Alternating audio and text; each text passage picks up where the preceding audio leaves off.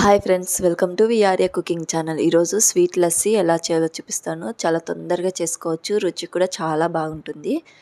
ముందుగా ఒక mixie jar తీసుకొని 1 కప్పు దాకా కమ్మటి పెరుగుని తీసుకోవాలి. పులుపు అస్సలు ఉండకూడదు. అలాగే ఒక 3 టేబుల్ స్పూన్ చక్కెర వేసుకోవాలి.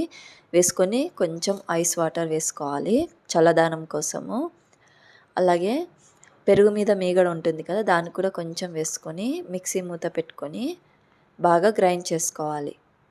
ఇలా గ్రైండ్ చేసుకున్న దాన్ని ఒక గ్లాస్లో ఇంకొంచెం ఐస్ క్యూబ్స్ వేసుకొని ముందుగా మిక్సీ పట్టుకున్న లస్సీని గ్లాస్లోకి వేసుకోవాలి.